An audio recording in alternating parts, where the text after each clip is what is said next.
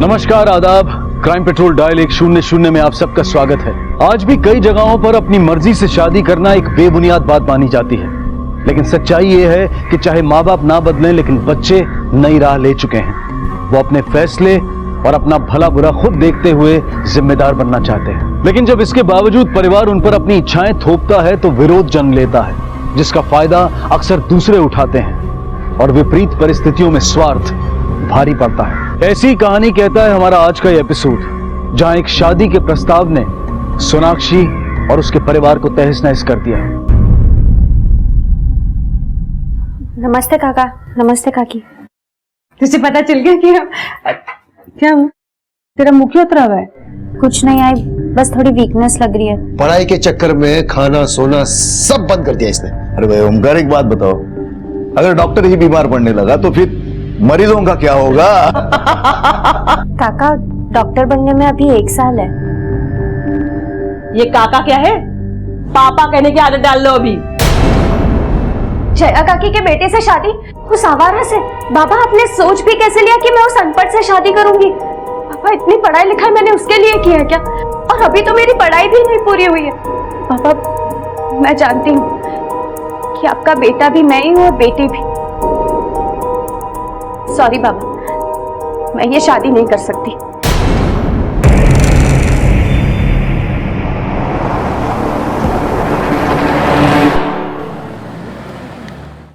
पाटिल बाबू, भाभी, हमने सोनाक्षी से शादी की बात की, लेकिन वो अभी इस शादी के लिए तैयार नहीं है। आपका दिमाग ठिकाने पे है ना? उसे पता भी है अगर ये शादी नहीं होती तो आप लोगों के साथ क्या होगा?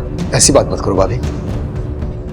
पाटिल बाबू तो मेरा बचपन का दोस्त है, दोस्त नहीं फैमिली से बढ़कर है। अब मैंने कोशिश तो की थी, लेकिन वो नहीं मानी। मैं क्या कर सकता हूँ भाभी? आप इसके अलावा मुझसे कोई भी काम करवा लो, लेकिन ये शादी नहीं हो पाएगी। मैं चलता हूँ, नमस्ते।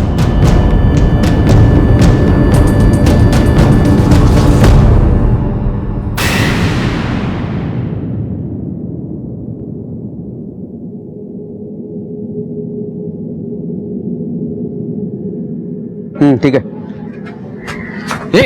कहाँ जा रहा है? सर, मेरे को बड़े साहब से मिलने का। क्यों मिलना है? बड़े साहब नहीं मिल सकते। सर, मैंने मर्डर देखा है साहब। किसका होता मर्डर? और कहाँ देखा था? वो शमशान में सर, उधर एक लड़की को जला दिया सर। वो शमशान का देखभाल करने वाला नंदू है ना, नंदू, वो नंदू ने उसको जला दिया साहब। हाँ सर, इसने पी रखी है और इसकी बात पर भरोसा कैसे करें? और वैसे भी शमशान तो इन्हीं कामों के लिए बना है। अपन साहब, वो लड़के का घर का परिवार का कोई भी आदमी नहीं था, वो नंदू अकेला था साहब। उसने जला दिया उसको। मादरे, एक बार जाके चेक कर लो क्या बोल रहा है ये।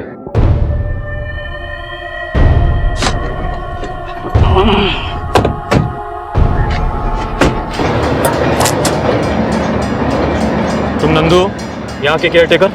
हाँ सब। इसका कहना है कि कल रात को तुमने इलीगल तरीके से एक बॉडी को जलाया। साहब, कल कोई बॉडी आई नहीं, और आप भी किसकी बातें सुन रहे हैं साहब? एक नंबर का बेवड़ा है, यहाँ से लकड़ी चुराता है, बेचता है और दारू पीता है। झूठ बोलता है। मैं साइड में लेके जाओ इसे, चल। साहब, अगर आपको यकीन ना हो ना, आप चाहे तो लकड़ी का रिकॉर्ड देख लीजिए, और यहाँ पे जितनी भी जली हुई लकड़ी की राख पड़ी है ना, उसे भी देख लीजिए। सारी ठंडी है, क्योंकि 2 दिन पहले की है। साहब, कल कोई बॉडी आई ही नहीं। तो फिर ये झूठ क्यों बोलेगा? साहब, बेवड़े का सच क्या और झूठ क्या? तुम रहते कहाँ हो? साहब, वो लास्ट वाला घर, हाँ वो वाला। अब एक बात बताओ, तुम्हारे यहाँ बिना जानकारी के भी कोई बॉडी जला सकता है? नहीं साहब। साहब, आप भी कहाँ उस बेवड़े की बातें सुन रहे हैं? साहब, ये रात दिन पी के टाइट रहता है। आज तक इसे कभी मैंने होश में देखा ही नहीं।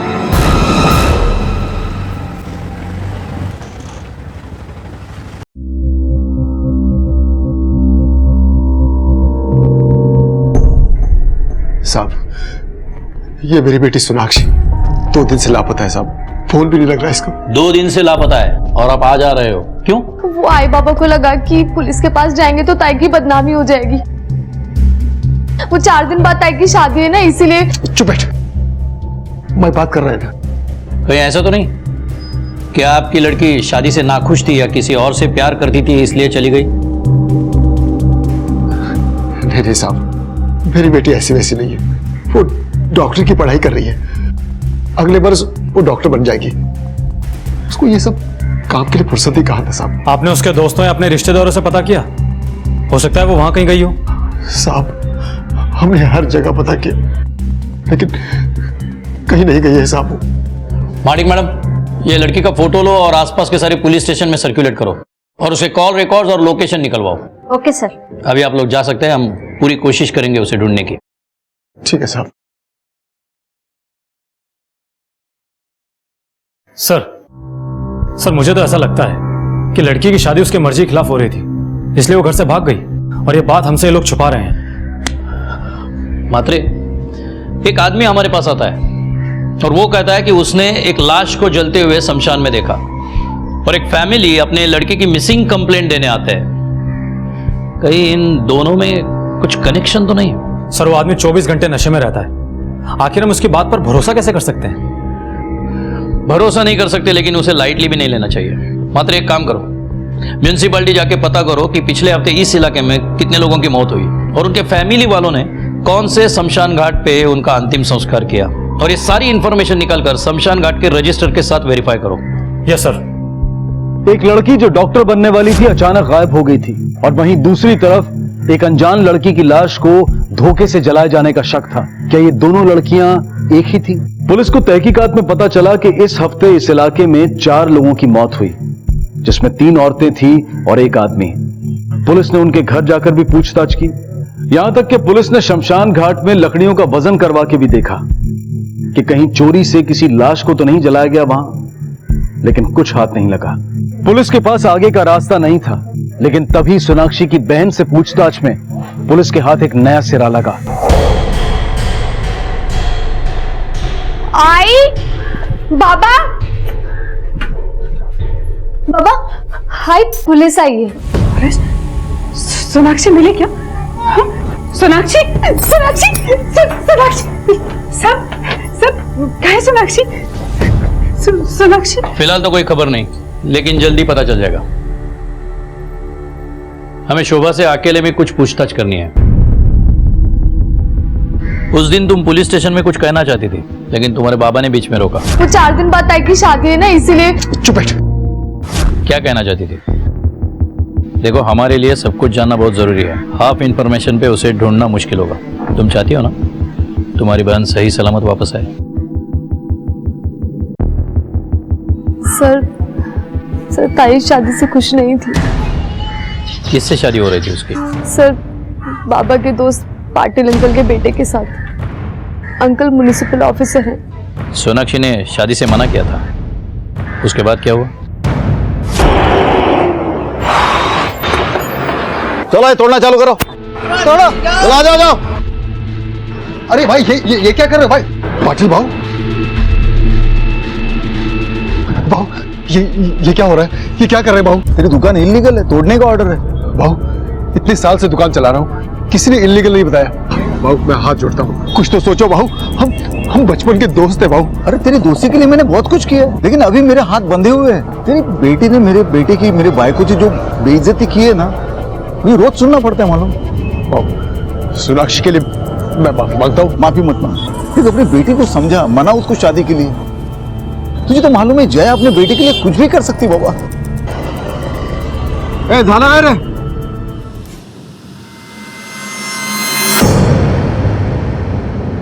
सर शादी की जिद में अंकल ने बाबा से बचपन की दोस्ती 2 मिनट में तोड़ दी थी। सर उसके बाद जया आंटी हमारे घर आई और उन्होंने बहुत झगड़ा किया था। जिस MBBS की अखड़ नहीं है, वो हमारी वजह से बनने वाली है। तू वो पैसे मैंने नहीं, बाबा ने आपसे लिए थे, वो भी ये सोचकर कि अपने बचपन के दोस्त से मदद ले रहे हैं। ऐसा फरामोश, ये अकड़ तब कहा थी जब ये तुम्हारा बाप हमारे सामने भीख मांग रहा था। मेरे बेटे में कमी निकाल रही है तू। कमी है इसलिए निकाल रही हूँ। जैसी हालत आपके बेटे की है ना, वो कंपाउंडर बनने के लायक भी नहीं। इस घर से डोली नहीं उठी तो लाश जरूर उठेगी। उसके बाद? सर फिर अंकल ने बाबा को दिया उधार वापस लेने के चक्कर में पीछे पड़ गए। बाबा पहले से ही बहुत परेशान थे, और उसके बाद ताई अचानक ही घर से गायब हो गई। जिस दिन सोनाक्षी घर से गायब हुई, उस दिन उसके साथ घर में और कौन कौन था? सर सिर्फ आई थी। हाँ सर, मैं थी घर पे। सोनाक्षी मेरे को बोल के गई थी कि वो अपने दोस्त के यहाँ जा रही है। मैं किसके पास गई थी उसका नाम नहीं बताया। अरे उसने नहीं बताया तो तुम तो पूछ सकती थी ना। ऐसी लापरवाह होती है कोई माँ? शांतरा, बताइए प्रकाश पाटिल कहाँ रहता है?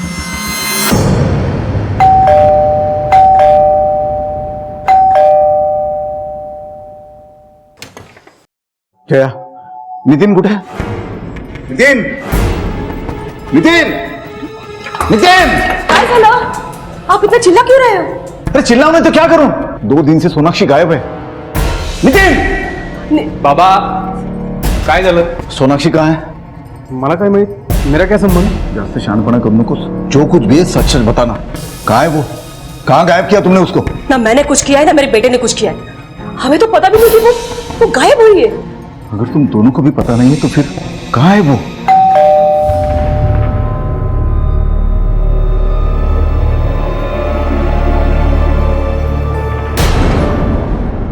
आपको पता है सोनाक्षी गायब हो गई है? नहीं तो कब हुआ ये? 2 दिन पहले। तुम शादी करने वाले थे ना उससे? हो, पर सोनाक्षी ने शादी के लिए ना बोला तो हमने वापस कोई बात नहीं की। बात नहीं की, लेकिन ओमकार की दुकान तोड़ दी। क्यों? क्योंकि वो इलीगल थी तो टूटनी थी। बहुत पुरानी दुकान थी ना, आज पता चला इलीगल थी, इसलिए तोड़ दिया। देखिए, ये म्यूनिसिपैलिटी का मैटर है, पुलिस को इसमें नहीं पड़ना चाहिए। और वैसे भी ये शादी और ये किस्सा हमारे लिए खत्म हो गया है। तुम लोगों के लिए खत्म हुआ होगा, हमारे लिए शुरू हुआ है। ओमकार को पैसे के लिए भी परेशान करते थे ना तुम? परेशान? हम लोग परेशान नहीं सर, हम लोगों ने उससे पूछा था कि वापस कब दोगे पैसे।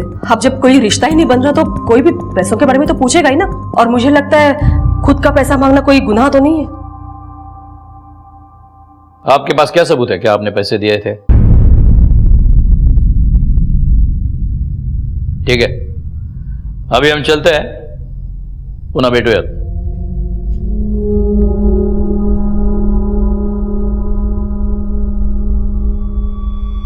मैं कह रहा हूं अब भी वक्त है, बता दो जो कुछ भी सच है, वरना ही भारी पड़ेगा।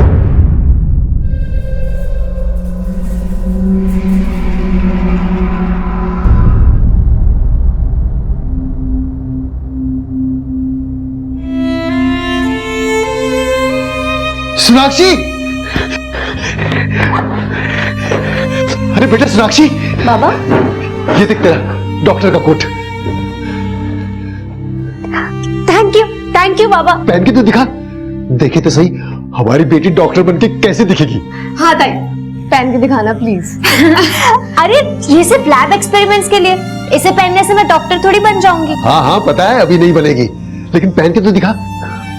जब तू डॉक्टर बनेगी ना, मैं पूरे शहर को मिठाइयां बांटूंगा। पूरे शहर का तो पता नहीं, पर पूरे मोहल्ले में जरूर बांटूंगी। पहनना।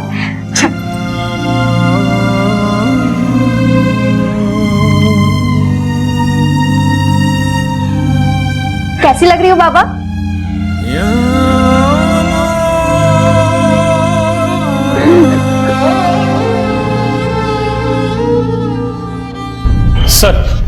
सर ये रहे सोनाक्षी कॉल रिकॉर्ड्स।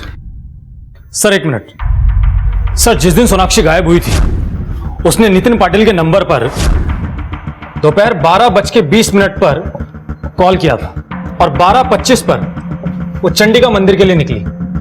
इस दौरान उसने नितिन को कई बार कॉल की और 12:40 पर वो चंडिका मंदिर पहुंच गई थी। घर से 10 मिनट की दूरी के फासले पर ही थी और 12:50 पर वो वहां से निकली। तब 1:05 पर उसके नंबर पर एक कॉल आया था। वो नंबर किसी रवि शिंदे के नाम पर रजिस्टर्ड है। 1:15 बजे वो अपने घर वापस पहुंची और 2:15 बजे वो अपने घर से निकली और 2:25 पर टोल नाका के पास उसका फोन ऑफ हो गया था। और हाँ सर, कॉल रिकॉर्ड्स के हिसाब से सोनाक्षी ने नितिन को उस दिन ही कॉल किए थे जबकि रवि शिंदे उसके रेगुलरली टच में था। इन कॉल रिकॉर्ड से बहुत सारे सवाल खड़े हो जाते हैं मात्रे। एक तो ये कि अगर सोनाक्षी चंडिका मंदिर से घर वापस आई थी तो उसकी मां ने हमें यह बताया क्यों नहीं? दूसरा सवाल, अगर वो नितिन से शादी करना ही नहीं चाहती थी तो उसे इतने सारे फोन क्यों किए? तीसरा सवाल, वो चंडिका मंदिर किससे मिलने गई थी? और चौथा अहम सवाल, ये रवि शिंदे है कौन? सर हो सकता है वो सोनाक्षी का बॉयफ्रेंड हो, शायद इसलिए वो नितिन से शादी नहीं करना चाहती। सर ये भी तो हो सकता है कि पाटिल फैमिली के प्रेशर में आकर वो शादी के लिए राजी हो गई हो, या फिर अपने फैमिली के प्रेशर में आकर। इस सब से बचने के लिए सोनाक्षी को एक ही रास्ता दिखाई दिया होगा कि वो रवि के साथ भाग जाए। तुम्हारी रवि के साथ बात हुई? नहीं सर, मैं उसका फोन ट्राई कर रहा हूं लेकिन उसका फोन अब भी स्विच ऑफ आ रहा है। एक मिनट सर। हेलो, क्या? ठीक है, हम अभी पहुंच रहे हैं।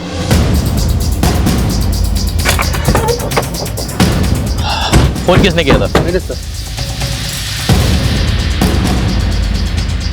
बॉडी का चेहरा तो पूरी तरह बिगड़ गया है। कातिल ये नहीं चाहता कि इसे कोई पहचान ले।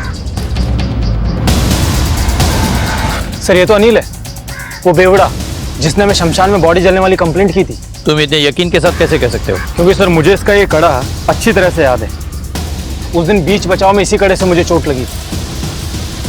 लेकिन सर एक बात समझ में नहीं आ रही है कि आखिर इसका खून करेगा कौन और क्यों? मैं भी शमशान घाट का वो केयर टेकर नंदू, क्योंकि इसने उसे अनऑफिशियल तरीके से बॉडी जलाते हुए देखा था, इसलिए ये मुसीबत बन गया था उसके लिए। कमान सर, बॉडी को पोस्टमार्टम भेजो। Okay sir. हमें शमशान घाट चलना होगा। Yes sir.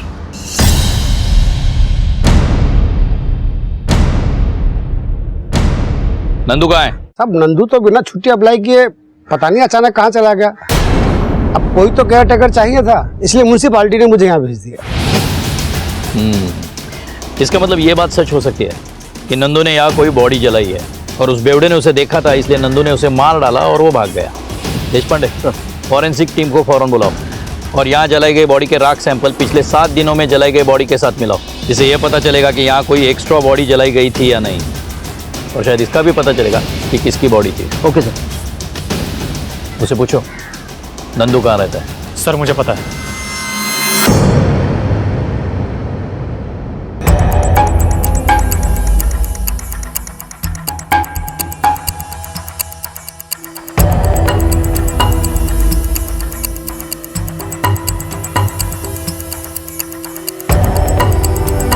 नंदू कहाँ रहता है? इधर रहता है सर।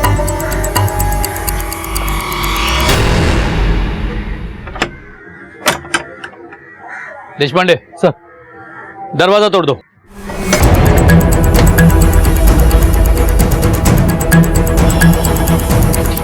अच्छी तरह से छानबीन करो, कुछ ना कुछ तो जरूर मिलेगा। Yes sir.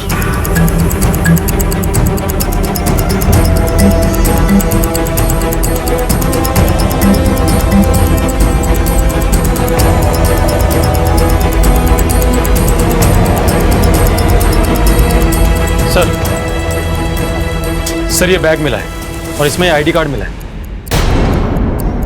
सोनाक्षी ओमकार लाटकर?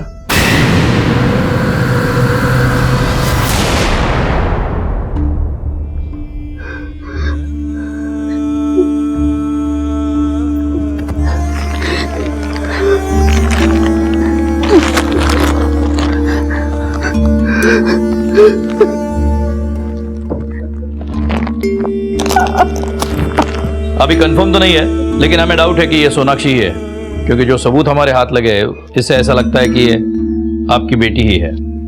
क्यों साहब, क्यों मारा मेरी बच्ची को? इसलिए क्यों मेरी बेटी ने शादी के लिए मना किया था, इसलिए? तो आपको शक है कि प्रकाश पाटिल ने आपकी बेटी को? रुको रुको, नहीं साहब, मैं ऐसा नहीं बोल रहा था। पाटिल तो मेरा दोस्त है साहब, वो ऐसा क्यों करेगा? वो ऐसा क्यों करेगा साहब?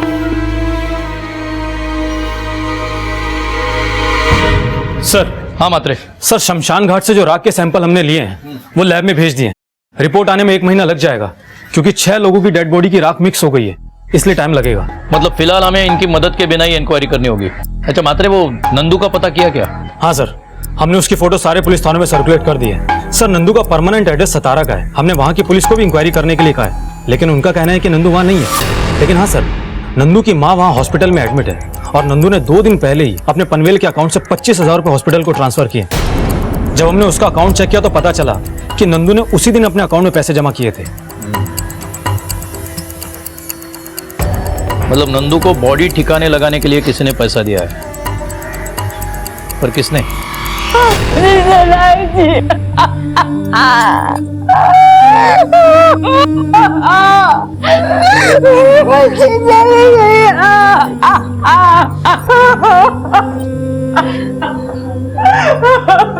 आप लोग जरा बाहर जाइए प्लीज, हमें इनसे कुछ पूछताछ करनी है, प्लीज।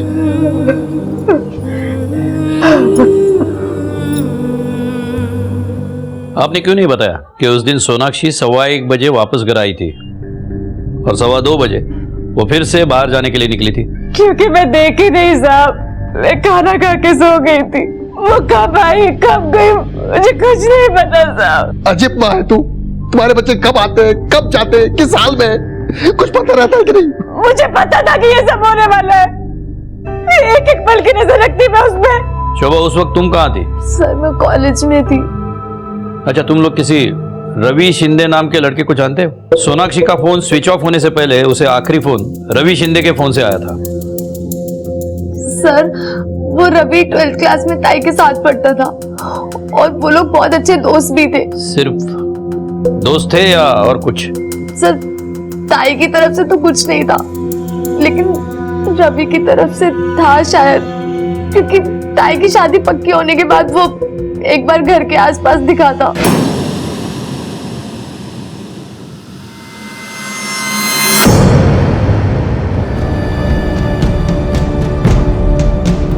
ये क्या बदतमीजी है? क्या बोला था? तुम पागल समझती है मेरे को? क्या बोला था तूने मेरे को कि MBBS होने के बाद तुम मुझसे शादी के बारे में सोचेगी? होने देना नहीं लगना, शादी नहीं होने दूंगा तेरी मैं। सर उसके बाद भी वो कई बार घर के आसपास नजर आया। एक बात तो क्लियर है, ये जो भी कुछ हो रहा है वो शादी के चक्कर में हो रहा है, लेकिन कौन हो सकता है? मात्र एक काम करो, ये पाटिल फैमिली और रवि शिंदे की हिस्ट्री निकालो और ये लाटकर फैमिली के भी डिटेल्स निकालो। Okay sir. सर एक बात पूछनी थी आपसे। हाँ, क्या सोनाक्षी के माँ बाप पर भी आपको शक है? शक तो सब पे बनता है। सोनाक्षी का शादी को मना करने की वजह से मोटिव तो सबके पास है, अब पता करना है खून किसने किया है। Yes sir.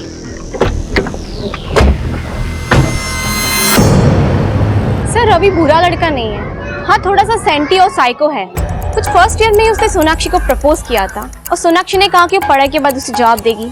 उसने कहा मैं वेट करूंगा। उसके बाद वो किसी भी लड़की के पीछे नहीं गया, बल्कि सोनाक्षी के आसपास अगर कोई लड़के दिखते थे तो किसी भी बहाने से उनसे लड़ाई कर लेता था। क्या सोनाक्षी उसमें इंटरेस्टेड थी? सर ऐसा लगा तो नहीं, शायद से उसे टालने के लिए उसने ये सब बोला था।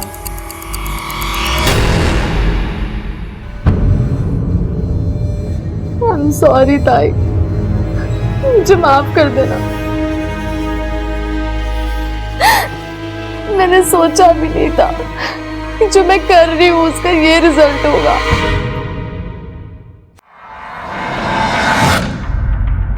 सर। मात्रे, रवि का मोबाइल ट्रैक कर रहे हो ना? हाँ सर, और सर बाकी सब लोगों की भी मोबाइल डिटेल्स आ गई है।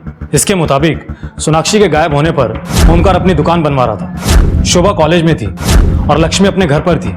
लेकिन सर पाटिल फैमिली के कॉल डिटेल्स चौंकाने वाली है। हमें लग रहा था कि सोनाक्षी चंडिका मंदिर की तरफ गई है, लेकिन उसकी कुछ ही दूरी पर पाटिल का फार्म हाउस है। और सर कॉल लोकेशन के मुताबिक नितिन भी वहीं पर था। और सर सबसे चौंकाने वाली बात तो यह है कि जब सोनाक्षी नितिन से मिलकर निकल रही थी तब उसे उसके घर के पास जया मिली थी, क्योंकि दोनों की लोकेशन सेम है। उन दोनों के बीच में जो भी बात हुई उसके बाद में जया वहां से चली गई थी और सोनाक्षी के फोन के लोकेशन 2:15 पर उसके घर पर ही था। उसके बाद ही वो टोल नाका की तरफ निकली थी। और हाँ सर, इसी रास्ते पर शमशान है। मात्रे, रवि शिंदे का लोकेशन चेक करो। देखो उस वक्त वो टोल नाके के आसपास था क्या? सर रवि का फोन काफी पहले स्विच ऑफ हो गया था, इसलिए उसके मोबाइल की लोकेशन नहीं मिली। इसका मतलब ये पॉसिबल है कि जब सोनाक्षी टोल नाके के आसपास जा रही हो उसी वक्त उसका खून हुआ होगा। शायद वो शहर से भाग रही होगी, उसके बाद उसकी बॉडी शमशान घाट तक पहुंचाई। मतलब नितिन का फार्म हाउस के बाद का लोकेशन क्या है? सर नितिन ने 12:52 पर जया को कॉल किया था, उसके बाद उसका फोन स्विच ऑफ हो गया था। मतलब वो सोनाक्षी का पीछा कर रहा होगा, मतलब जया और नितिन को उठा लाओ। अब ये दोनों ही बताएंगे कि सोनाक्षी को मिलने की बात जया ने हमें क्यों नहीं बताई और नितिन का फोन स्विच ऑफ क्यों था। लेके चलो इन्हें। रुको, आप लोग ये ठीक नहीं कर रहे हो, मेरी पहुंच बहुत ऊपर तक है। तो जाओ ना ऊपर तक, रोका किसने आपको? जवान गाड़ी में बिठाओ दोनों को। आओ आओ, आइकर सोडा मला, सोडा। अब काय बोलते तुम्ही ये आप ठीक नहीं कर रहे हो साहब। नितिन से मैं अकेले में बात करना चाहता हूं। मैडम को बाहर ले जाइए। काय? मेरे बेटे के साथ यहाँ रुकना मेरा हक बनता है। बालिक है ये, बच्चा नहीं है। मैडम ने क्यों दो बाहर? चलो। अरे सोडा, सोडा। चलो बेटा, बेटा कुछ बोलना मत, तुम्हारे पापा आएंगे वकील को लेकर, कुछ बोलना मत। मात्रे पकड़ो, जब ये झूठ बोलेगा तो इसे इनाम देना। Okay sir. चल बता, जिस दिन सोनाक्षी गायब हुई उस दिन तू उसे मिला था ना? नहीं। हाँ।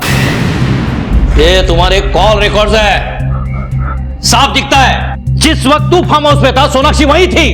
अब सच बोलेगा या बोल? हाँ, मैं था।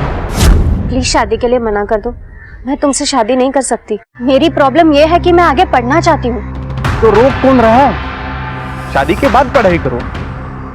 इडियट, मेरी प्रॉब्लम यह भी है कि मैं तुम्हें पसंद नहीं करती हूँ। मैं डॉक्टर बनने वाली हूँ, मुझे कोई भी अच्छा पढ़ा लिखा इंसान मिल सकता है, कोई डॉक्टर, कोई बिजनेसमैन, कोई भी। तभी मैं अपनी फैमिली का ख्याल रख पाऊंगी, शोभा की अच्छी घर में शादी करवा पाऊंगी। इतना सब कुछ होने के बाद मैं तुमसे शादी क्यों करूं? वो तुम सोचो, मेरा फिक्स है, मैं तुमसे ही शादी करने वाला हूं। अगर मुझसे जबरदस्ती शादी करने की कोशिश की ना तो मैं सुसाइड कर लूंगी, लेकिन मैं तुमसे शादी नहीं करूंगी। नितिन से मिलने के बाद जब सोनाक्षी अपने घर गई थी तो आप वहां उसे मिली थी। ये मैं पूछ नहीं रहा हूं, बता रहा हूं। आप दोनों की मोबाइल लोकेशन सेम है। उसके आगे क्या हुआ था ये आप बताएंगे, वो भी सच।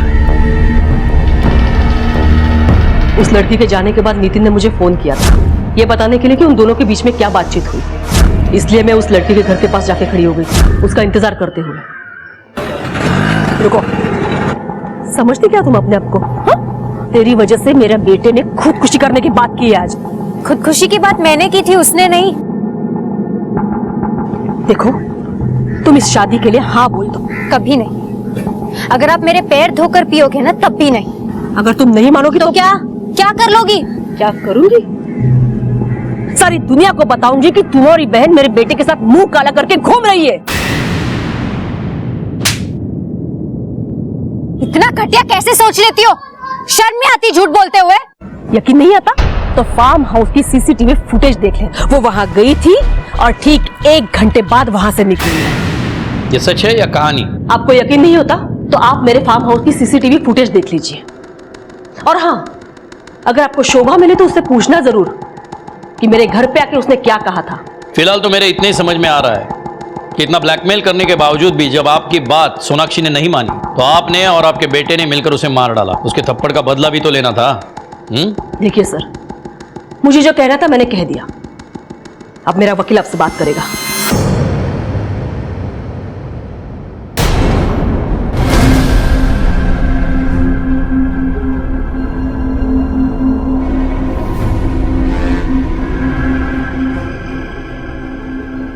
इसका मतलब जया सच बोल रही है। मात्रे, दोनों को जाने दो, लेकिन 24 घंटे नजर रखना उन पे। Yes sir.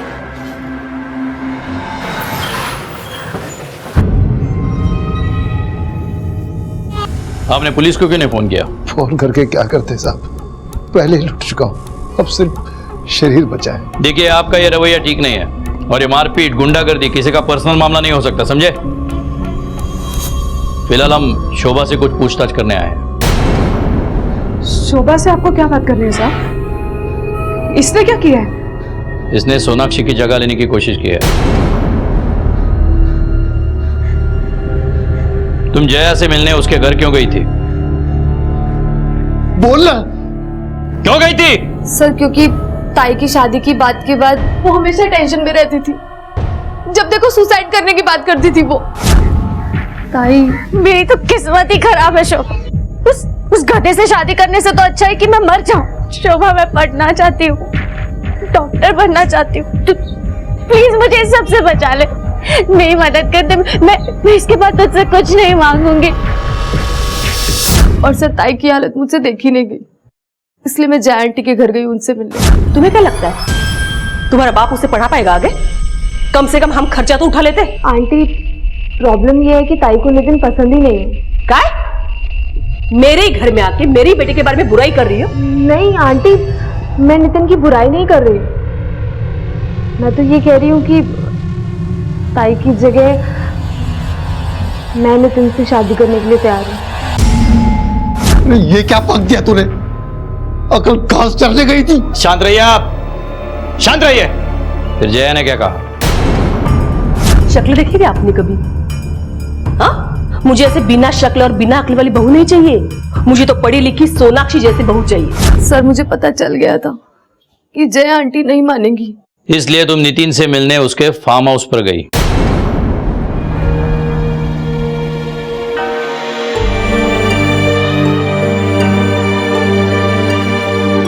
हाँ सर, क्योंकि ताई को बचाने का सिर्फ एक ही तरीका बचा था मेरे पास। देखो मैं तुमसे फिर कहता हूं, अगर तुम चाहो तो ये बात अलग से कह सकती हो। किसी से छुपाने के लिए कुछ बचा नहीं।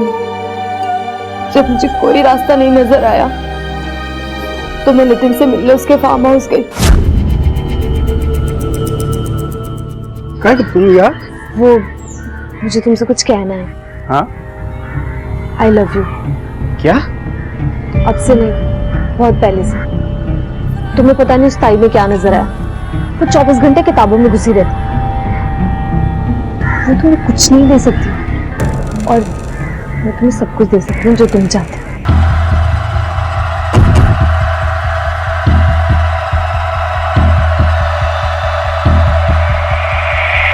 क्या तो नहीं है? क्या? तुम बाहर क्यों नहीं गई? तुम बाहर क्यों नहीं गई? बाहर क्यों नहीं गई? केला मारो ना कहा? खड़ी हो तुम, क्या तुझे? मैडम मत बन, मैडम देखो जरा, रुक जाओ, जवाब देके दुनिया वाले को बाहर क्यों नहीं गई? तुम क्या बोलेगी? रुक जाओ। हाय हाय पानी पानी लाओ जल्दी। लक्ष्मी, हाय हाय हाय हाय अंकल, हाय चल हाय हाय।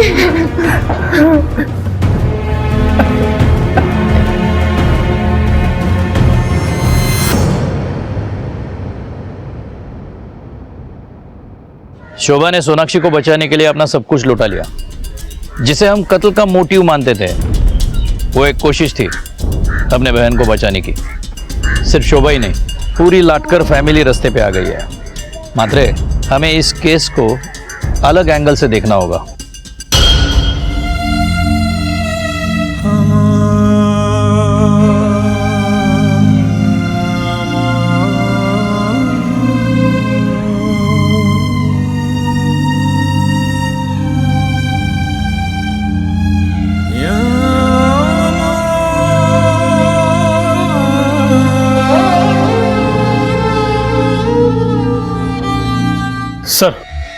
सर म्यूनिसिपैलिटी ऑफिस स्टाफ से एक नई जानकारी मिली है कि ओमकार ने बहुत पहले ही अपनी दुकान के लीगल पेपर बना लिए थे, लेकिन पाटिल ने उन पर कभी साइन नहीं किए। सर शायद ये प्लानिंग उसके दिमाग में बहुत पहले से थी। इसका मतलब सोनाक्षी पे उन लोगों की नजर बहुत पहले से थी। हो सकता है सर। और हाँ सर, ये भी तो हो सकता है कि जया सोनाक्षी को नहीं मना पाई तो नितिन ने प्रकाश के साथ मिलकर ये क्राइम किया हो।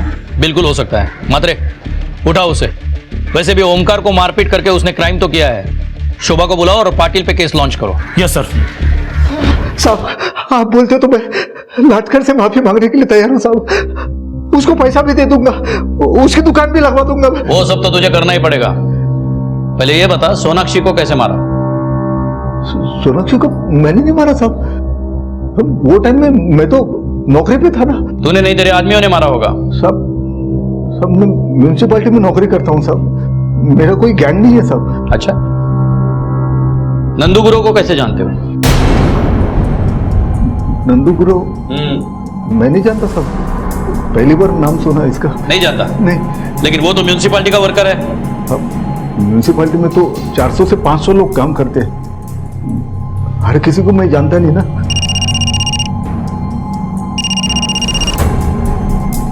हेलो, ठीक है सर। रवि शिंदे पुणे पुलिस के हाथ लगे हैं, वो लोग उसे लेकर आ रहे हैं।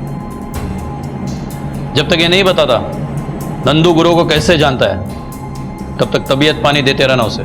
शोभा ने सुसाइड कर लिया। व्हाट?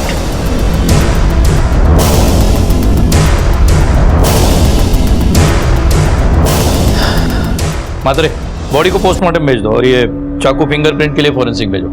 Okay sir.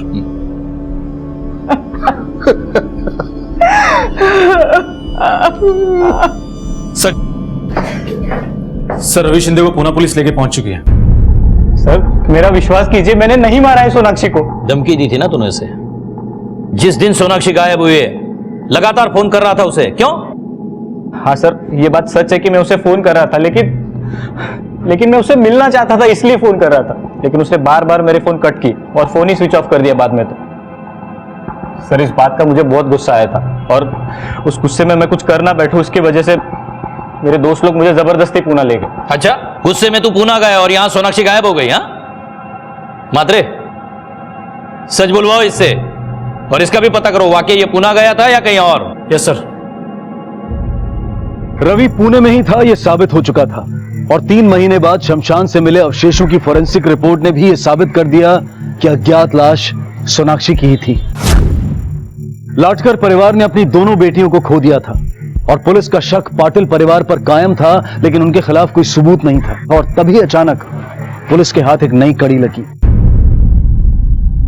ये लो, चलो चल।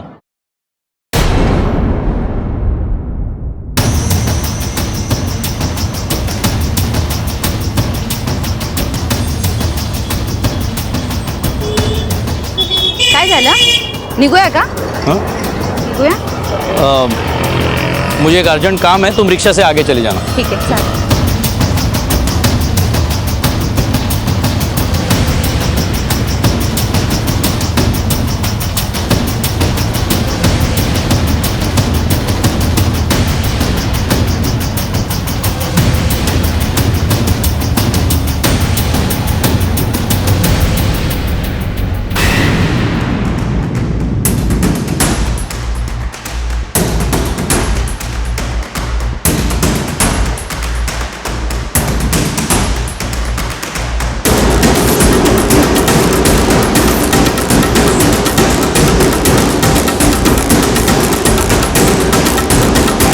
ठहरो। बता दो साहब, बता दो साहब, उस बेवड़े अनिल को मैंने मारा सर। वो बेवड़ा मेरे को बहुत तंग कर रहा था। ए पैसा नहीं देने का क्या? हाँ चल पैसा निकाल। हाँ नहीं तो देख मैं वापस से पुलिस के पास जाएगा। पैसा दे चल। कहाँ से लाऊं इतना पैसा? झाड़ लगा क्या मेरे पास? हर रोज उठ के चला आता है पैसा मांगने। आखिर कब तक दूंगा तुझे पैसा? जब तक मैं जिंदा है ना तेरे को पैसा देना ही पड़ेगा, समझा? जल्दी चल। तू जो कल दिया था ना वो तेरा आखिरी पैसा था, समझ? तेरी तो ये ले पैसा चाहिए, रुक देता हूँ तुझे पैसा। ये ले पैसा। चला बोल, सोनाक्षी को क्यों मारा? बोल। पुलिस साहब सोनाक्षी को मैंने नहीं मारा सर, मैंने तो सिर्फ उसकी बॉडी जलाई थी साहब, चोरी से। तूने नहीं मारा तो और किसने मारा? किसने तुझे 25,000 रुपए दिए जो तूने दूसरे दिन डिपॉजिट किए बैंक में? लक्ष्मी ताई ने साहब। हाँ मैंने ही मारा है उसे। मैं क्या करती, वो बहुत स्वार्थी हो गई थी। उसके शादी के लिए मना करने से हम लोग क्या क्या झेल रहे थे, उसे इसकी परवाह ही नहीं थी। सोनाक्षी ने सारी हदें पार कर दी थी, ये जानते हुए भी कि हम सब कितनी बड़ी मुसीबत में आ सकते हैं। सोनाक्षी, अपने अलावा कुछ और दिखाई देता है तुझे या हम सबको मार के जाएगी तू? ये क्या बोल रही हो आई? क्या बोल रही हो? मतलब कुछ दिखाई नहीं देता तुझे आजकल? तुझे घर की हालत देखी है? अरे तेरे बाबा की हालत देखी है, सब तेरी वजह से। तो क्या चाहती हो? आप सबकी हालत सुधारने के लिए मैं अपनी जिंदगी बर्बाद कर दूं? इतनी मेहनत पढ़ाई लिखाई सब कुएं में फेंक दूं? भाई मैं आखिरी बार बोल रही हूँ, मैं नितिन से शादी नहीं करूंगी। देख सोनाक्षी, ना आज न फिर कभी। नहीं करूंगी मतलब नहीं करूंगी। नंदू की याद आई, वो मेरे गांव का है। मैं सीधे नंदू के पास गई, उसे सब कुछ बता दिया।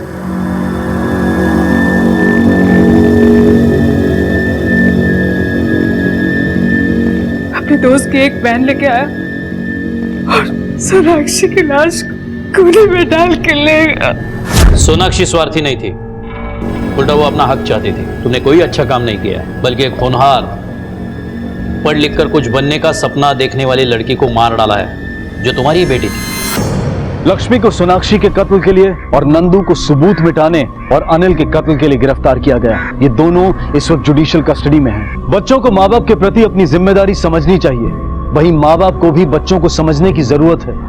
हमें समय समय पर अपने आप को टटोलते रहना होगा कि कहीं हम माता पिता के नाम पर तानाशाह तो नहीं बन रहे, और अगर ऐसा है तो हमें इसे ठीक करना होगा, क्योंकि ये हमारे और हमारे बच्चों के लिए घातक हो सकता है। देखते हैं हमारे आज के एपिसोड की दूसरी कहानी।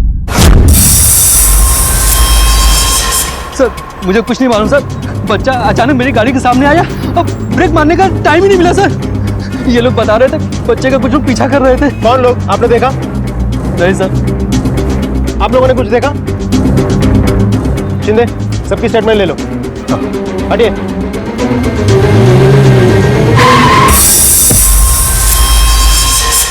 बच्चे की उम्र करीब 9 से 10 साल होगी। हॉस्पिटल ले जाने से पहले उसकी मौत हो चुकी थी। डॉक्टर्स के डिक्लेरेशन के बाद हमने बॉडी को पोस्टमार्टम के लिए भेज दी। कुछ ऐसा मिला जिससे बॉडी की शिनाख्त हो सके? नहीं सर, लेकिन मौके पे मौजूद कुछ लोगों का कहना है कि कुछ गुंडे उसका पीछा कर रहे थे, लेकिन ना ही किसी ने उनकी शक्ल देखी और ना ही किसी ने बच्चे को बचाने की कोशिश की। पिछले 15 दिनों में 9-10 साल के जितने भी बच्चों की मिसिंग कंप्लेंट दर्ज हुई है, सबका पता करो। कब? बच्चे बड़ों की दुनिया के छल कपट और जटिलताओं से अनजान होते हैं। उनका मन ऐसे छल कपट से दूर अपनी मासूम दुनिया में मग्न होता है, लेकिन कभी कभी उनकी यही मासूमियत उन्हें किसी अनदेखी मुसीबत में डाल देती है। ऐसी मुसीबत जिससे वो अनजान होते हैं, और कभी कभी ये मुसीबतें इतना विकराल रूप ले लेती हैं कि उनकी जान पर बनाती है। ऐसा ही कुछ हुआ था इस 10 साल के बच्चे के साथ, और यही बड़े और समझदारी का दावा करने वाले लोग ऐसे मासूम बच्चे को अपनी आंखों के सामने, किसी की भी इंसानियत और संवेदना नहीं जागी उसकी मदद करने के लिए। आखिर कौन था ये बच्चा, और कौन थे वो लोग जिनसे वो अपनी जान बचाकर भाग रहा था लेकिन बचाने में नाकामयाब रहा था? आखिर इस 10 साल के बच्चे ने ऐसा क्या कर दिया था? हाँ, मैं तुझसे बोली ना मैं काम पर हूँ, बच्चे लोगों को लेकर गार्डन पे आई हूँ। नहीं, मुझे पता है तेरे दिमाग में क्या चलता रहता है। नहीं, मैं कहीं नहीं जाने वाली।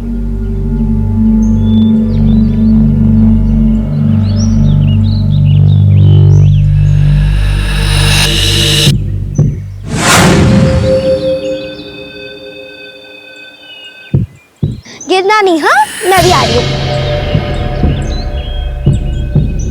मम्मी, मम्मी, मम्मा, मम्मा, मम्मा, मम्मा, क्या हुआ सुजी बेटा?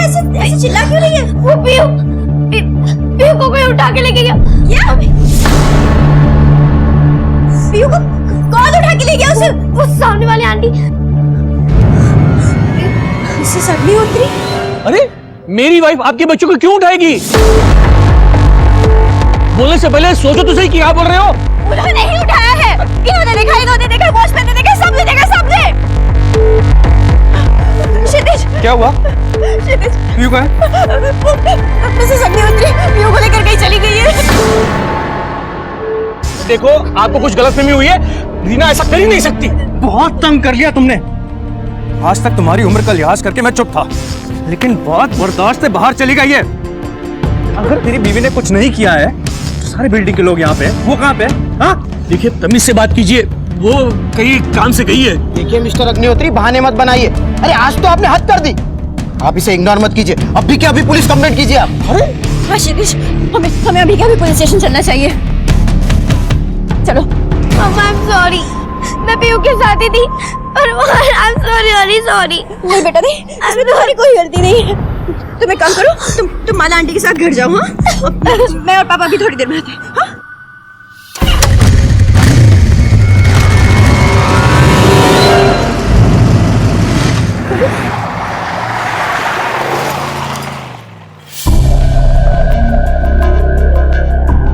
आप में से क्षितिज और राशि कौन है?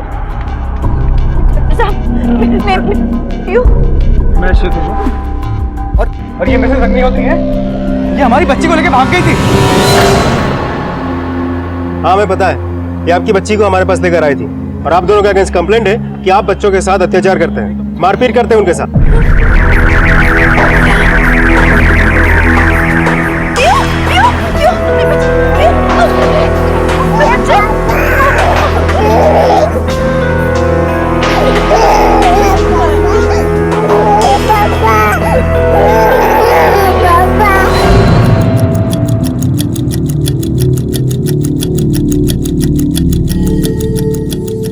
हम क्यों मारेंगे अपने बच्चों को? हम बहुत प्यार करते हैं उनसे। और सर, मिसेस अग्निहोत्री को हमसे क्या प्रॉब्लम है हमें नहीं पता, लेकिन वो बिल्डिंग में हर किसी से झगड़ा करती रहती है। आपको यकीन ना हो तो आप बिल्डिंग में जाके किसी को भी पूछ लीजिए।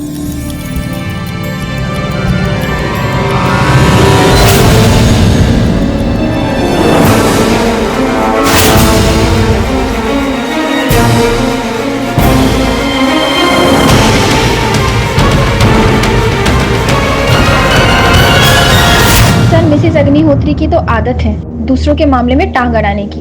जब देखो दूसरों से झगड़ा करती रहती है।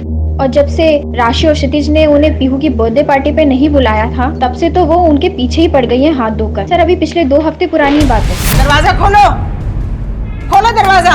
तुम लोग ऐसा नहीं कर सकते। मैं सब जानती हूँ अंदर क्या हो रहा है। दरवाजा खोलो। क्या हुआ? क्या है तुम्हारी? कहाँ है तुम्हारी बेटियाँ? मैंने उनके चीखने चिल्लाने की आवाज सुनी है। तुम मार रही थी ना उन्हें? क्या हो रहा है यहाँ? क्यों शोर मचा के रखा है आप दोनों ने? क्या प्रॉब्लम क्या है आपकी? यहाँ क्यों आप हमेशा हमारे प्रॉब्लम मेरी नहीं, प्रॉब्लम तुम्हारी है। मैंने अपने इन कानों से उनके चीखने चिल्लाने और रोने की आवाजें सुनी है, और ये मेरा इमेजिनेशन नहीं है।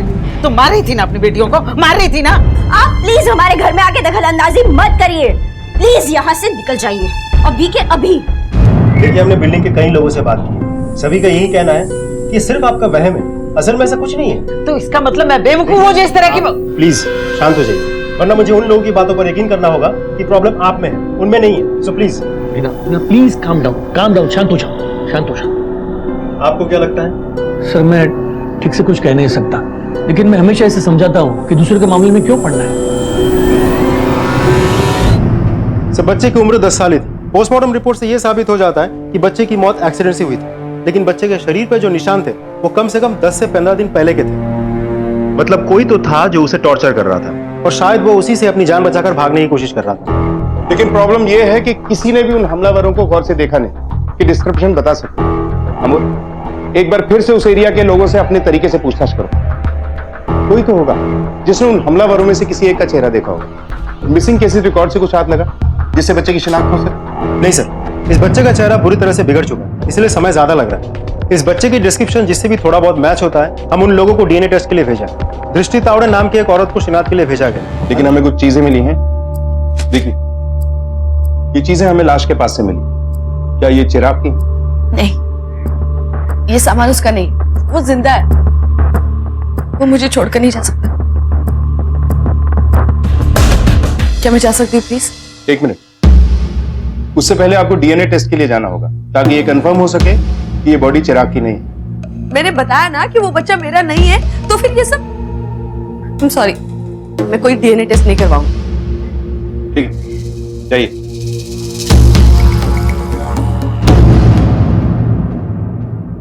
अमूल, इस दृष्टि में मुझे दोष दिखाई दे रहा है, वरना डीएनए टेस्ट की बात सुनकर इस तरह रिएक्ट नहीं करती है। सर, हमें डीएनए टेस्ट के लिए इंसिस्ट करना चाहिए था। डीएनए टेस्ट के लिए कोर्ट का ऑर्डर चाहिए होता है, उसके लिए अप्लाई कर दो और इस पे नजर रखो। डिटेल्स निकालो इसकी। Yes sir.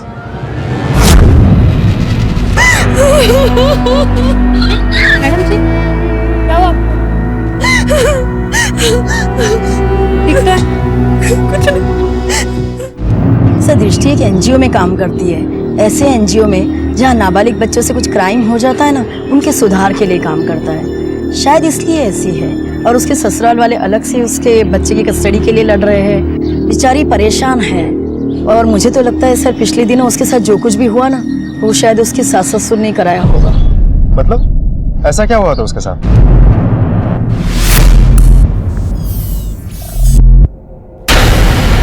अरे, ये क्या हो गया? कौन फेंका ये सब?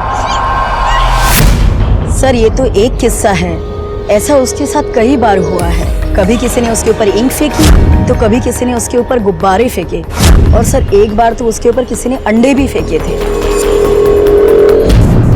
दृष्टि पाटिल के बेटे के बारे में क्या जानते हैं आप? माँ बेटे में रिश्ता कैसा था? सर, दृष्टि का हस्बैंड नहीं है, वो अकेले ही उस बच्चे को पाल रही थी। लेकिन दृष्टि बहुत स्ट्रिक्ट है सर, छोटी छोटी गलतियों पर सजा देती थी, और वो भी ऐसी कि इंसान सोच भी नहीं सकता। वो बेचारा तो बहुत अच्छा बच्चा था। चिराग, यहाँ क्यों खड़ा है? और वो भी साल में? क्या हुआ बेटा? क्या हुआ बेटा? और सर ये सजा इसने उसे इसलिए दी थी क्योंकि उसने होमवर्क नहीं किया था, और उस दिन तो उसने इसे स्कूल तक नहीं भेजा और पूरे दिन सोसाइटी गेट पर ऐसे ही खड़ा रखा। तो दृष्टि के पड़ोसियों ने चिराग की जो डिस्क्रिप्शन दी है उसके मुताबिक लड़का चिराग हो सकता है, लेकिन अचानक क्यों दृष्टि को ये लगता है कि लड़का चिराग नहीं है? अमोल, ये डीएनए टेस्ट से कंफर्म हो सकता है। डीएनए टेस्ट का ऑर्डर आया? नहीं सर। अरे हमें पता है हमारी बेटी यहीं पर है, अब बता किधर है? अब बताइए ना आपने उसे कहाँ रखा है? 1 मिनट, क्या चल रहा है ये सब? सर मिसेस अग्निहोत्री हमारी बेटी को लेकर यहाँ पे आई है क्या? सर मेरी बेटी नहीं मिल रही है। मिसेस अग्निहोत्री ने उसे यहाँ पर आपके पास रखा है ना।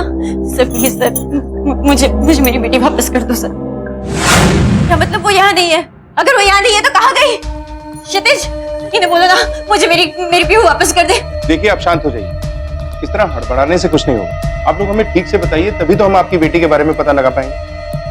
आखिरी बार कब देखा था आप लोगों ने पीयू को? सर सुबह, जब मैं उसे प्ले स्कूल छोड़ने गया था, लेकिन राशि जब उसे लेने गई तो वो वहाँ नहीं थी। हमने स्कूल स्टाफ से भी पूछा, लेकिन उन्हें भी इसके बारे में कुछ नहीं पता। सर हम बच्चों की सेफ्टी का पूरा ध्यान रखते हैं, लेकिन पता नहीं कैसे हो गया, हम बच्चों को हमेशा उनके माँ बाप को ही हैंड ओवर करते हैं। लेकिन इस बार जब छुट्टी की बेल बजी तो काफ़ी भीड़ जमा हो गई थी। शायद उसी वक्त पीहू, मतलब शायद उसे कोई ले गया। आपके स्कूल में सीसीटीवी कैमरास तो लगे होंगे? हाँ। सुबह से लेकर शाम तक हमें सारी फुटेज चाहिए, दिखाइए जरा। जी ओके।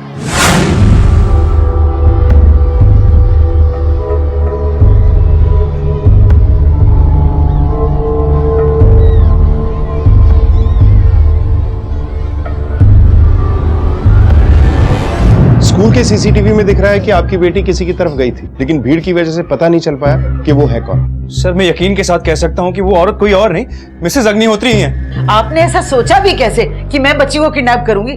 ठीक है, पिछली बार मैंने उसे उठा लिया था, लेकिन सीधे आपके पास लेकर आई थी ना।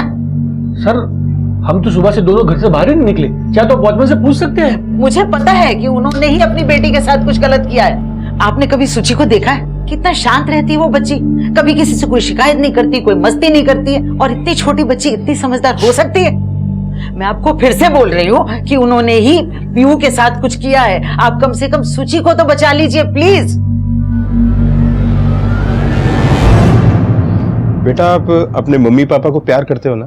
मैं मेरी मम्मी पापा से बहुत प्यार करती हूँ।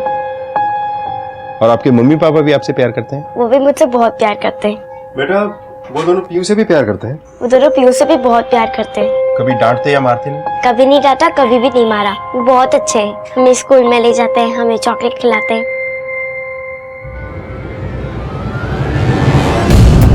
सर मिस्टर अग्निहोत्री का कहना है कि वो लोग आज दिन भर घर पे ही थे। अमोल, घर पे होने का मतलब ये नहीं है कि वो लोग ये काम कर नहीं सकते।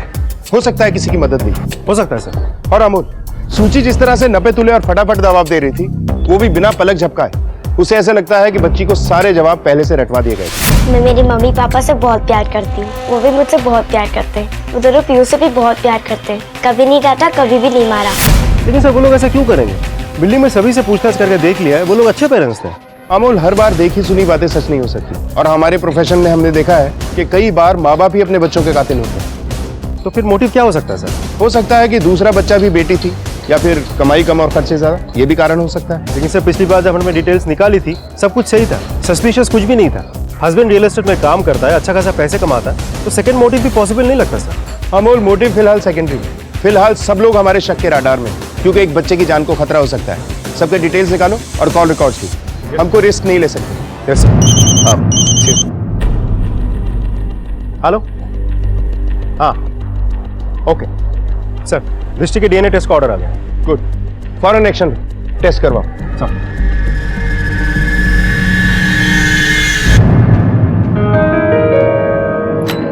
अंदर आ सकता हूँ? जी आइए। Thank you. सब मेरे बेटे के बारे में कुछ पता चला? नहीं, आपके बेटे के बारे में तो कुछ पता नहीं चला, लेकिन हमें आपके डीएनए टेस्ट का ऑर्डर मिल गया। DNA test? वो मेरा बेटा हो ही नहीं सकता, मैंने कहा ना आपसे। देखिए, वही पता करने के लिए हमें ऑर्डर मिला है, और ये भी साबित हो जाएगा आप कितना सच बोल रही है और कितना झूठ। और इन सब के बाद भी अगर आप डीएनए टेस्ट करवाना नहीं चाहती हो तो आई एम सॉरी, हमें आपको अरेस्ट करना पड़ेगा। ठीक है, मैं आ जाऊंगी। सर रुकिए सर, जी बोलिए। सर ये मेरा बेटा आदित्य है, ये आपको कुछ बताना चाहता है। बोलो बेटा, क्या बताना चाहते हो? अंकल चिराग अपनी आई से बहुत गुस्सा था क्योंकि वो उसे हमेशा पनिश करती थी, इसलिए हम दोनों ने मिलकर उनके ऊपर गोबर फेंका था।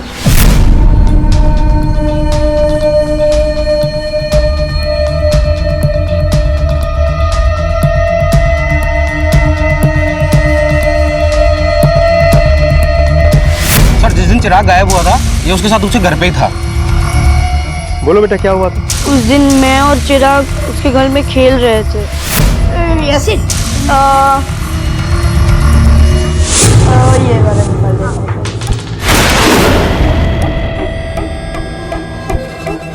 मम्मी आप इतने जल्दी आ गए?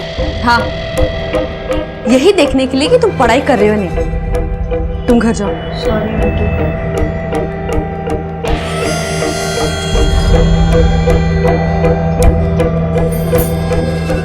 बहुत हो गई तुम्हारी मस्ती। सर जब ये इसने मुझे बताया तो मैंने इसे बहुत डांटा। देखिए, बिल्कुल भी जरूरी नहीं है कि हम बच्चे को हर बात डांट के या मार के ही समझाएं। प्यार से भी हम समझा सकते हैं, और इन सब के बावजूद भी इसने जो किया बहुत बहादुरी का काम किया। बेटा, you are brave boy, god bless you. Police का शक सही साबित हुआ।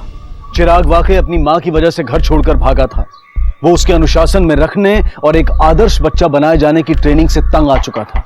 अक्सर माता पिता के मन में ये अजीब धारणा घर कर जाती है कि बच्चों को सिर्फ डांट डपट कर और मार पीट कर ही अनुशासन सिखाया जा सकता है, पर वो ये भूल जाते हैं कि इस तरीके से बच्चे या तो डरते हैं या फिर नफरत करने लगते हैं।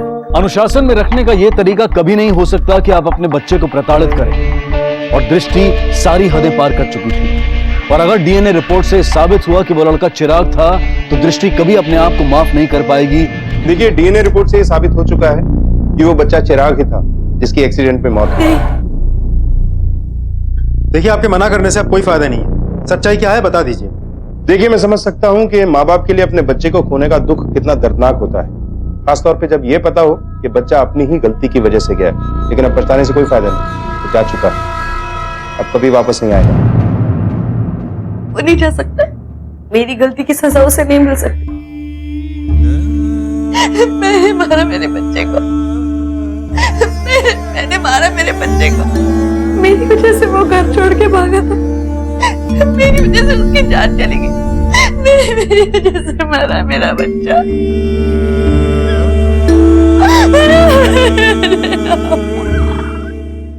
सर, क्या दृष्टिकोण को वाकई नहीं पता था कि वो लोग कौन थे जो चिराग के पीछा कर रहे थे, जिसके चक्कर में चिराग की जान चली गई? अभी तक तो मुझे ऐसे ही लगता है कि दृष्टि इन लोगों को नहीं जानती, पर फिर भी कुछ कहा नहीं जा सकता। नजर रखो इसको, कॉल रिकॉर्ड से करवाओ। हो सकता है अब दृष्टि ही हमें उन तक लेकर जाए। जी सर।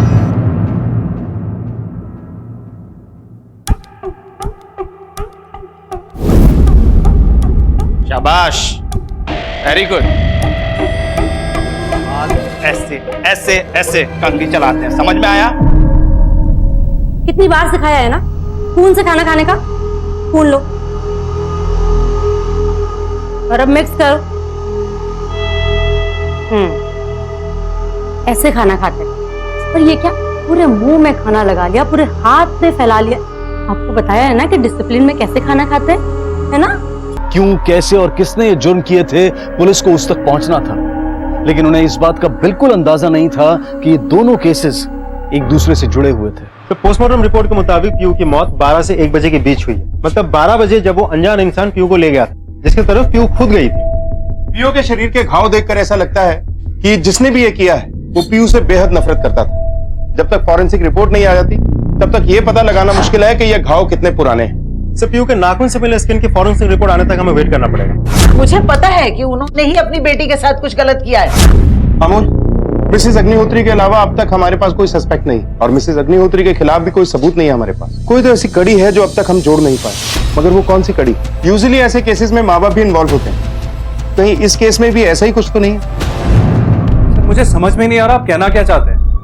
क्या किसी से दोस्ती करना क्राइम है? अगर अपने दोस्त के साथ मिलकर अपने बच्चे को रास्ते से हटा दिया जाए क्योंकि वो बच्चा आपके रास्ते का रोड़ा बन चुका था, तो ये डेफिनेटली एक क्राइम है। और इस केस में सिर्फ आप ही नहीं, आपकी बिल्डिंग में रहने वाली मधु भी सस्पेक्ट है। आप यकीन से कह सकते हैं कि वो सिर्फ आपकी एक दोस्त है। कम से कम मेरी तरफ से एक दोस्ती का रिश्ता था। सिर्फ आपकी तरफ से? और उसकी तरफ से? थैंक गॉड लाइट आ गई। क्षितिज, अगर आप नहीं होते ना आज तो मुझे पूरी रात अंधेरे में रहना पड़ता। It's okay. चलो मधु, मैं चलता हूँ। ओके क्षितिज, वेट।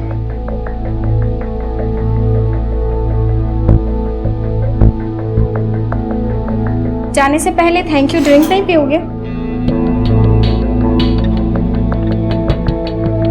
मैं वैसे भी अपना अकेलापन दूर करना चाहती हूँ, बहुत अकेला फील करती हूँ। मधु प्लीज, मुझे लगता है मुझे चलना चाहिए। सर, उसने मुझे दूर कर दिया था। उसने तुम्हें दूर कर दिया था? कहीं इसीलिए ही तो नहीं तुमने उसे उसकी बेटी से दूर कर दिया? सर, ये आप क्या कह रहे हैं? मैंने ये जानबूझकर नहीं किया था, बस हो गया था। और सर, उसके लिए बाद में मुझे रियलाइज भी हुआ, इसलिए मैंने नेक्स्ट डे जाकर क्षितिज से माफी भी मांगी। सर, मुझे लगता है कि अगर कोई इन्वॉल्व है तो वो है माला, काम वाली बाई। क्योंकि सर, जिस दिन मिसेस अग्निहोत्री ने पीहू को उठाया था उसी दिन राशि और क्षितिज ने माला को काम से निकाल दिया था। और हाँ सर, आज जब सब ने माला को काम से निकाल दिया तो सिर्फ मिसेस अग्निहोत्री ने ही उसे काम पे रखा हुआ है। साहब, मैं उस दिन मदद की थी मधु मैडम की पीयू को उठाने में।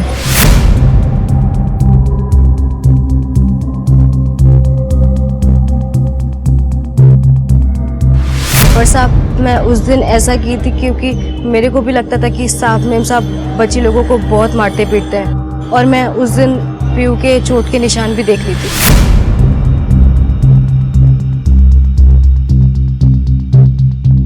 स्पोर्ट्स के निशान तो सबको होते हैं। पर मैं उधर बोलने वाली कौन होती थी साहब, इसीलिए फिर मैं अग्निहोत्री मैडम के पास गई और उनको जाके सब बताया।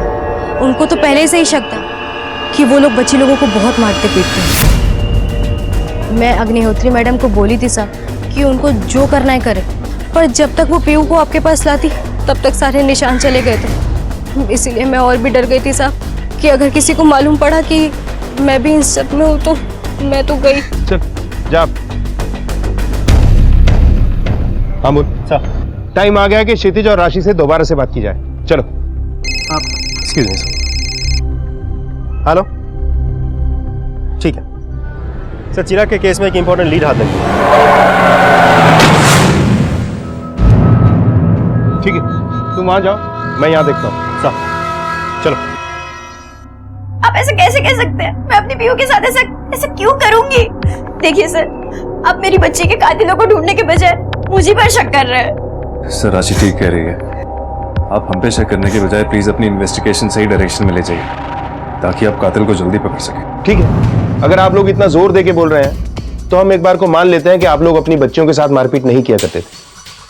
लेकिन अगर आप लोगों की मौजूदगी में हमारी कांस्टेबल पाटिल सूची को चेक करे कि कहीं कोई चोट के निशान तो नहीं, तो आप लोगों को कोई एतराज तो नहीं होगा? पाटिल,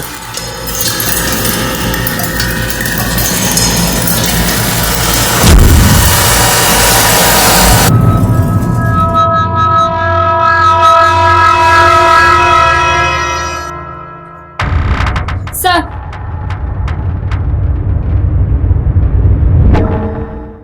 शुक्र मनाओ कि तुम लोग लॉकअप पे नहीं हो, क्योंकि सूची ने अब तक तुम्हारे बारे में हमें कुछ बताया नहीं।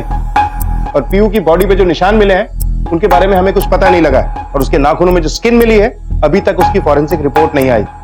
लकी हो तुम लोग, लेकिन ज्यादा देर के लिए नहीं रहोगे। इसलिए झगड़ा करने से अच्छा है कि ये बताओ कि अपनी बच्चियों को क्यों मारा पीटा करते थे। शायद तुम लोगों की सजा कुछ कम हो जाए। लेकिन सर, आप ही सोचिए, मैं अपनी बच्चियों को क्यों मारूंगी? वो इसलिए कि इन बच्चियों के चक्कर में काम छोड़ के तुम्हें घर पे बैठना पड़ा था, और इसी फ्रस्ट्रेशन में तुम मारा करती थी अपनी बच्चियों को। सर, आप ऐसा कैसे बोल सकते हैं? मेरी बेटियां मेरे लिए सब कुछ है। मैं मजबूरी में नहीं, खुशी से उनका ध्यान रखती थी। मैं उनसे बहुत प्यार करती हूँ। इसीलिए एक 7 साल की बच्ची को एक 3 साल की बच्ची का ध्यान रखने के लिए लगाया हुआ था तुमने। और जब सूची पीयू का ठीक से ध्यान नहीं रख पाती होगी तो पनिशमेंट के तौर पे तुम उसे मारती होगी। पीयू की मौत के तुम प्राइम सस्पेक्ट हो। जैसे ही तुम्हारे खिलाफ सबूत मिल जाएगा तुम सलाखों के पीछे होगे। भी आजाद हो तुम लोग। लेकिन बहुत जल्द मुलाकात होगी।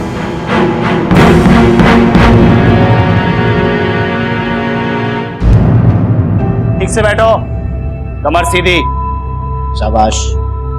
तुम भी बांधो ठीक से। पता है ना तुम सबको चिराग का क्या हाल हुआ था? वही हाल तुम सबका होगा, समझे?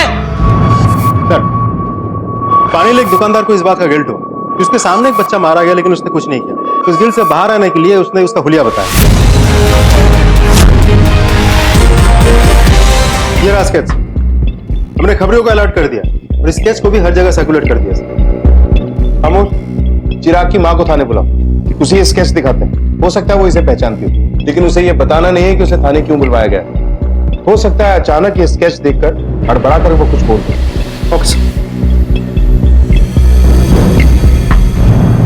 देखिए, हमारे पास उस आदमी का स्केच आया है जो उस दिन चिराग का पीछा कर रहा था। आप उसे देख के बताइए कि क्या आप इस आदमी को जानते हैं? मैं उसे कैसे पहचानूंगी? देखिए, हम आप पे कोई इल्जाम नहीं लगा रहे। हम बस इतना चाहते हैं कि आप इसे ध्यान से देखिए। शायद इस आदमी को आप जानते हो, इससे कोई पुरानी दुश्मनी हो, आपके ससुराल की तरफ से कोई हो, या हो सकता है कि आपके एनजीओ से कोई कनेक्शन। इसे कहीं देखा तो है, पर याद नहीं आ रहा। याद करने की कोशिश कीजिएगा, जैसे याद आ जाए इन्फॉर्म कीजिए।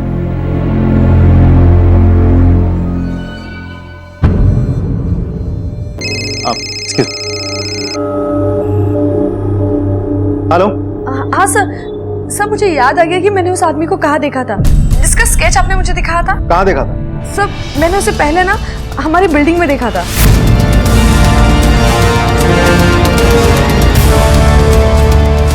और कल मैंने उसे पान वाले की शॉप के पास देखा। ओके, इस आदमी को देखा है? हाँ साहब, देखा है ना, ये तो हमारे दुकान पे आते हैं पान बीड़ी सिगरेट खरीदने के लिए।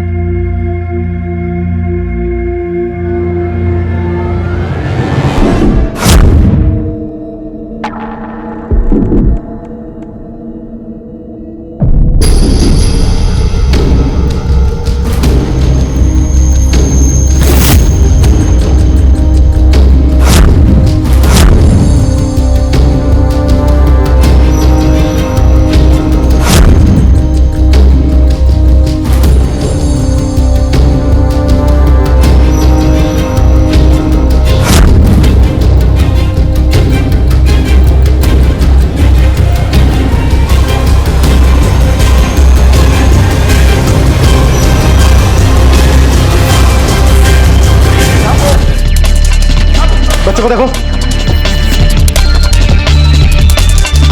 सब बच्चा जिंदा है। हॉस्पिटल ले चलो, उठा लो बच्चे को।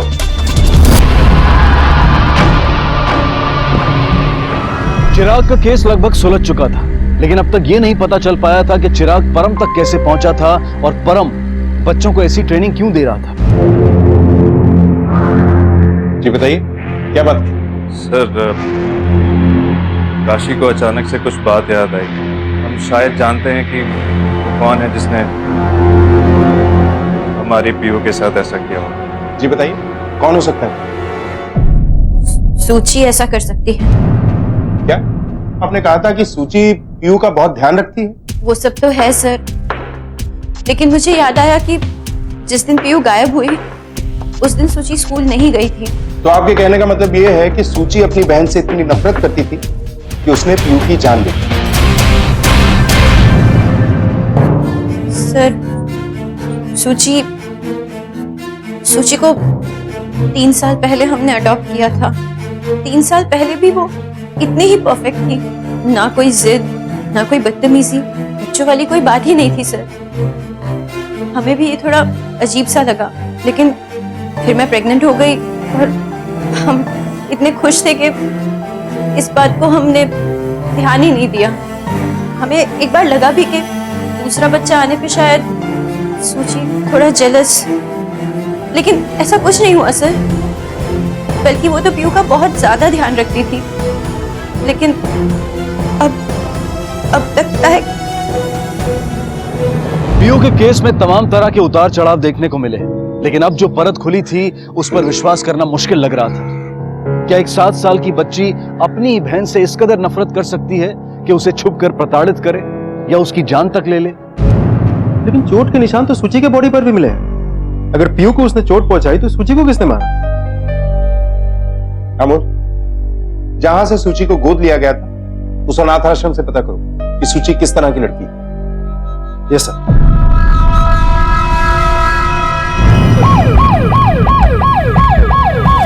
सूची एकदम आदर्श लड़की थी साहब। उसने कभी किसी को परेशान नहीं किया, इसीलिए तो इतने सारे बच्चों के बीच में उसे सबसे पहले गोद दिया गया। अब आपके स्टाफ के साथ बात कर सकते हैं? जी बिल्कुल।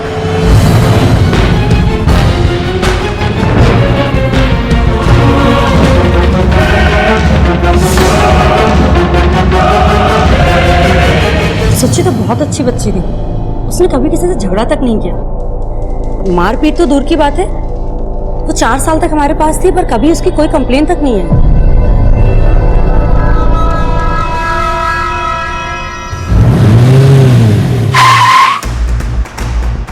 सर, अनाथ आश्रम में सबका यही कहना है कि सूची बहुत अच्छी बच्ची, वो ऐसा कुछ कर ही नहीं सकती। इसका मतलब है कि उसके माँ बाप खुद को बचाने के लिए सूची पे झूठा इल्जाम लगा रहे हैं।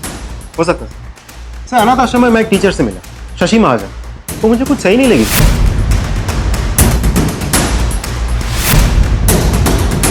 अमोल, उस टीचर पे नजर रखो, हो सकता है उसके पास कोई इंफॉर्मेशन है और वो हमसे छुपा रही है। Yes sir. पुलिस पीयू के केस को भी हल करने की उम्मीद में थी और वो अपनी मंजिल के काफी नजदीक भी थी। और जब पीयू के नाखूनों में मिले मांस की फोरेंसिक रिपोर्ट आई तो उन्हें उनकी मंजिल मिल गई थी। लेकिन जो सच सामने आए वो कल्पना से भी परे थे और पुलिस को जिस बात का डर था वो सच साबित हुआ। सर, परम के साथ वालों ने मुंह खोला, कुछ बताया? अभी तक तो नहीं सर, लेकिन कोशिश जारी है। वैसे पीयू के नाखून से मिले स्किन की फॉरेंसिक रिपोर्ट आ चुकी है सर।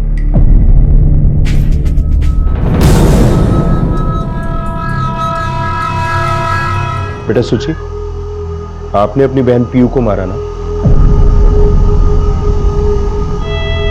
बोलो बेटा, आपने मारा ना पीयू को?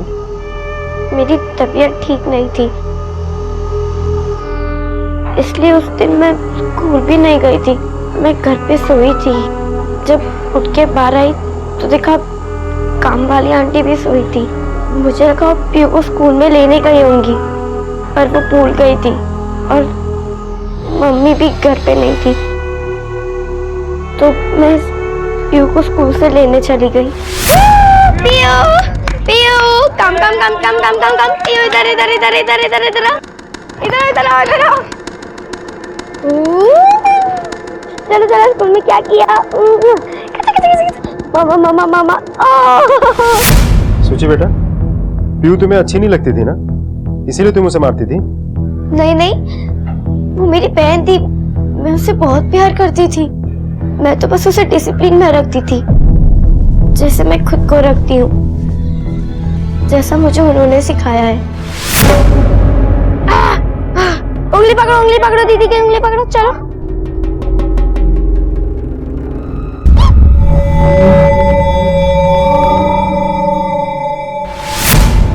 मैं तो उसे अच्छा बच्चा बनना सिखा रही थी, क्योंकि मम्मी पापा को तो अच्छे बच्चे चाहिए ना, जो डिसिप्लिन में रहे।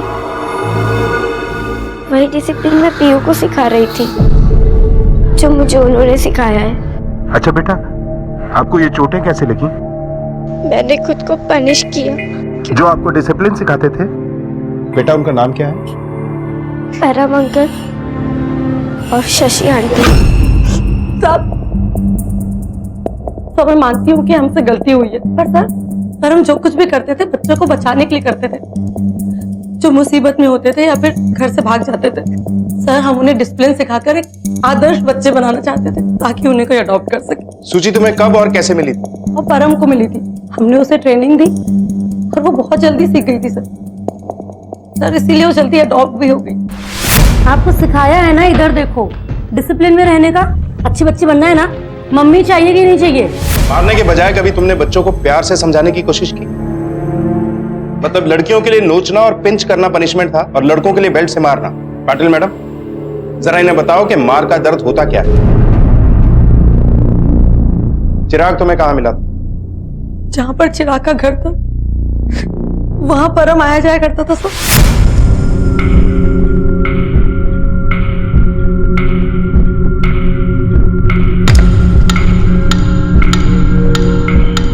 जिस दिन चिराग अपने घर से भागा, परम उसे सीधा हमारे पास ले आया और हमने उससे कहा कि अगर वो डिसिप्लिन में रहेगा, हमसे ट्रेनिंग लेगा तो हम उसे अच्छे माँ बाप दिलवाएंगे।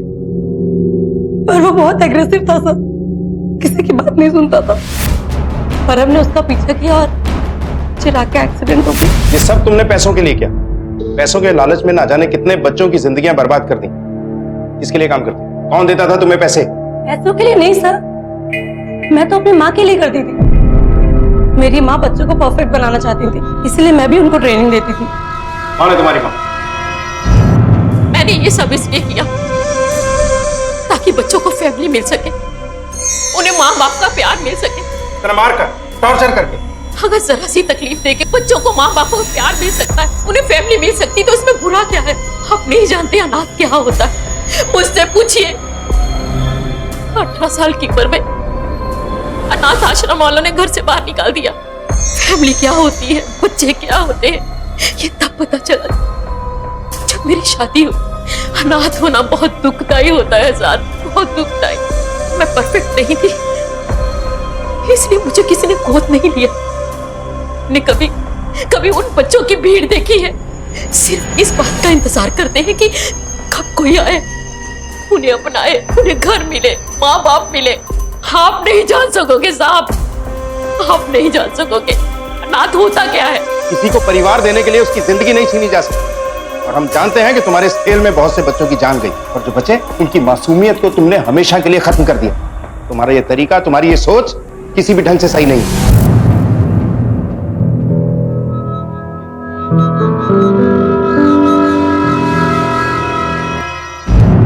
वृंदा के जुर्म की किसी भी हाल में पैरवी नहीं की जा सकती। आदर्श होना आखिर है क्या?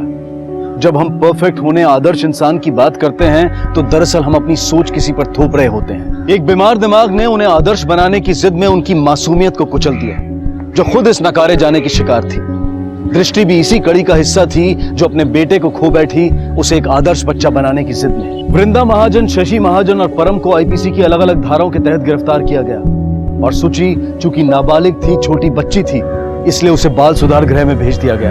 अब मैं अनूप सोनी आपसे विदा लेता हूं, फिर मुलाकात होगी अगले एपिसोड में एक और चौंका देने वाले केस के साथ। तब तक अपना और अपने परिवार का ख्याल रखें और देखते रहें क्राइम पेट्रोल डायल 100। सबक एक को, सीख हम सबको।